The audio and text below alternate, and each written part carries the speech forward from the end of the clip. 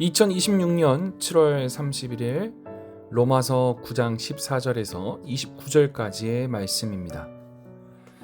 그러면 하나님께서 공평치 않으시다는 말입니까? 결코 그렇지 않습니다. 하나님은 모세에게 나는 은혜 베풀 자에게 은혜를 베풀고 불쌍히 여길 자를 불쌍히 여길 것이다 라고 말씀하셨습니다. 그러므로 하나님의 축복은 사람이 원하거나 노력한다고 해서 받는 것이 아니라 하나님께서 자비를 베푸셔야 받습니다. 하나님은 바로에게 내가 너를 세운 것은 내 능력을 너에게 보여 내 이름이 온 세상에 널리 퍼지도록 하기 위해서이다 라고 말씀하셨습니다. 그래서 하나님께서는 자기가 원하시는 대로 어떤 사람은 불쌍히 여기시고 어떤 사람은 완고하게 하십니다. 그렇다면 어째서 하나님이 우리에게 잘못이 있다고 나무라십니까? 하나님의 뜻을 거역할 사람이 아무도 없지 않습니까? 라고 질문할 사람이 있을지 모르겠습니다. 그러나 우리가 누군데 감히 하나님께 항의할 수 있겠습니까? 만들어진 물건이 그것을 만든 자에게 왜 나를 이렇게 만들었습니까? 하고 말할 수 있습니까? 토기장이가 같은 흙으로 귀하게 쓰일 그릇과 천하게 쓰일 그릇을 만들 권리가 없습니까? 만일 하나님이 노여우심을 보이고 자기 능력을 알게 하고 싶었지만 그래도 멸망받기로 되어 있는 사람들을 벌하시지 않고 너그럽게 참아주셨다면 어떻게 하겠습니까? 또 하나님이 불쌍히 여기셔서 영광을 받도록 미리 준비하신 사람들에게 그분의 풍성한 영광을 알리시기 위해 그렇게 하셨다면 어떻게 하겠습니까? 유대인 가운데서뿐만 아니라 이방인들 가운데서도 불러내신 우리에게 하나님이 그렇게 하신 것입니다. 그것은 하나님께서 호세아의 예언서에 이렇게 말씀하신 것과 같습니다. 내가 내 백성이 아닌 사람들을 내 백성이라 부르고 내가 사랑하지 않은 자를 나의 사랑하는 자라고 부를 것이다. 너희는 내 백성이 아니다 라고 한 바로 그곳에서 너희가 살아계신 하나님의 자녀라는 말을 듣게 될 것이다. 그리고 이사야도 이스라엘에 대하여 이렇게 외쳤습니다. 이스라엘 백성의 수가 바다의 모래알처럼 많을지라도 남은 사람만 구원받을 것이다. 주께서는 말씀하신 것을 이 땅에서 철저하게 속히 이루실 것이다. 또 이사야는 이렇게 예언하였습니다. 만일 전능하신 하나님이 우리에게 씨를 남겨두지 않으셨더라면 우리는 소돔과 고모라처럼 되었을 것이다. 아멘.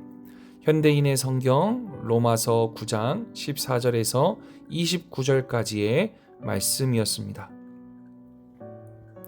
사랑하는 성도 여러분, 오늘 말씀은 하나님의 주권이라고 하는 부분을 굉장히 강조하며 말씀을 주시고 계신 것 같아요. 이 말씀 앞에서 우리는 굉장히 겸손하게 되어집니다.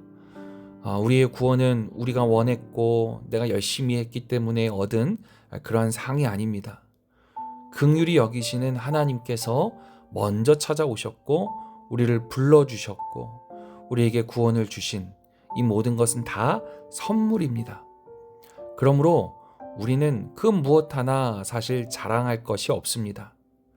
다른 사람보다 믿음이 낮다고 교만할 수도 없고 내가 이 교회를 오래 다녔다고 내가 신앙생활을 좀 오래 했다고 내가 봉사를 많이 하고 있다고 내 자신을 스스로 높일 수도 없습니다. 그런 사람이나 이런 사람이나 우리 모두는 동일하게 하나님의 긍휼을 입은 사람들일 뿐입니다. 반대로 우리는 너무나 절망할 필요도 없습니다.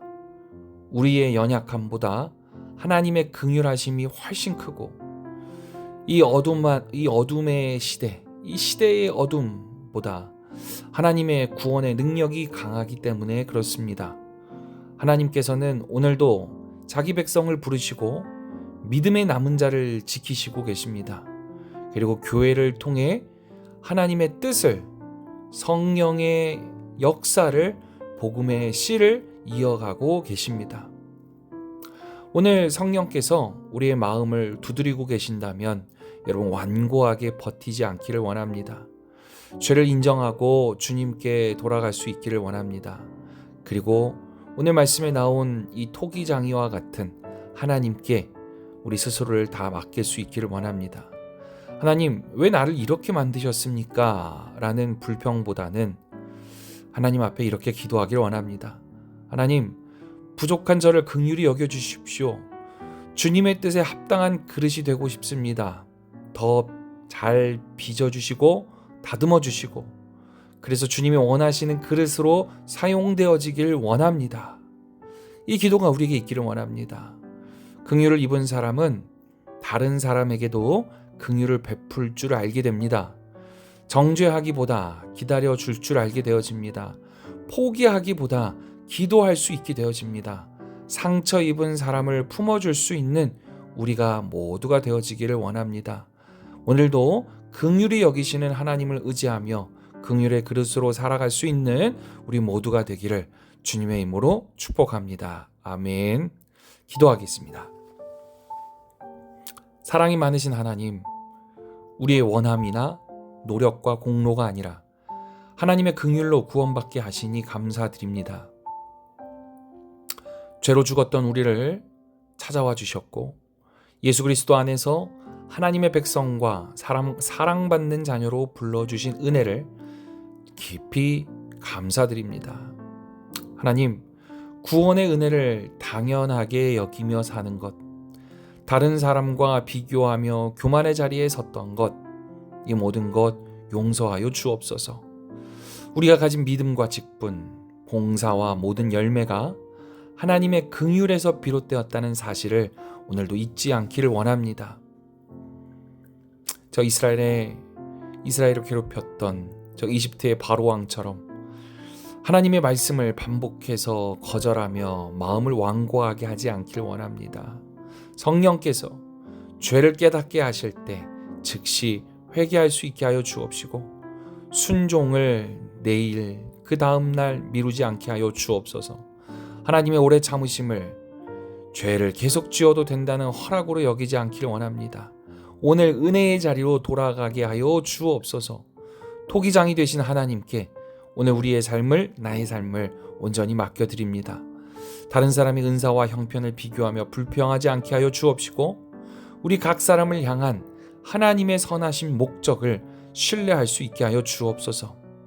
내 안에 여러 가지 많은 교만이 있다면 하나님 깨뜨려 주옵시고 고쳐야 할 상처들이 있다면 어루만져 주시옵고 주님께서 쓰시기에 합당한 그릇으로 그래서 그렇게 빚어 주시옵소서. 하나님, 우리 교회를 위해서 기도합니다. 우리 교회가 긍휼을 입은 사람들의 공동체 되게 하여 주옵소서.